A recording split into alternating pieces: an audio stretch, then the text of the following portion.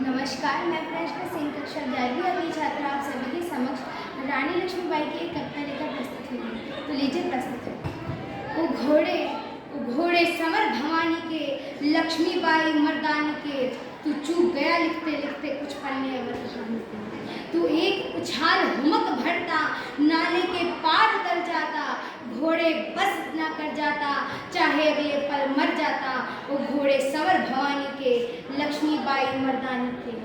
क्या उस दिन तेरी काठी पर सवार सिर्फ महारानी थी? क्या वो केवल महारानी भर थी? क्या उस दिन तेरी काठी पर सवार सिर्फ महारानी थी?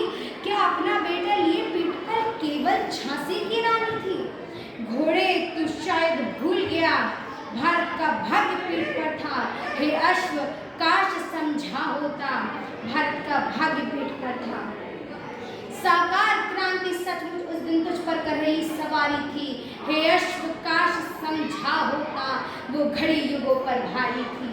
तेरे उस एक फैसले से भारत का भाग्य बदल जाता, घोड़े बस इतना कर जाता, चाहे अगले पल मर जाता। वो घोड़े सवर भवानी के, लक्ष्मीबाई मर्दानी के। और इतिहास को राजस्थान से जोड़ने का प्रयास कर रही हूँ। हे घोड़े काश उस दिन तूने चेतक को याद किया होता, अपने उन ठिठके पाँव में थोड़ा उन्माद भरा होता। चेतक भी यूं ही ठिठका था, चेतक भी यूं ही ठिठका था, राणा सरदार पीठ पर था। थका हारा लहू लुहान मेवाड़ी ताज पीठ पर था। पर अंतर क्या था? नाले के पार कूदने तक चेतक ने सांस नहीं तोड़ी, राजा का साथ नहीं छोड़ा, मेवाड़ियां नहीं तोड़ी। भूचाल चाल में भर लेता, कर अपना नाम अमर जाता, घोड़े बस इतना कर जाता, चाहे अगले पल मर जाता। वो घोड़े सवर भवानी के, लक्ष्मीबाई मर्दानी के, तू चूक गया लिखते लिखते कुछ पन्ने अमर कहानी के। और इसका प्रांत पद पढ़ती हूँ।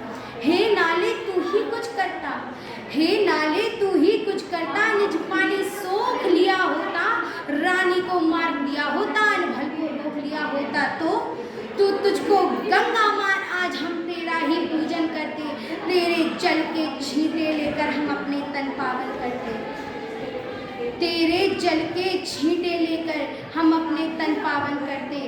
तेरे उस एक फैसले से भावी का लेख बदल जाता, घोड़े बस इतना कर जाता, नाले के पार उतर जाता।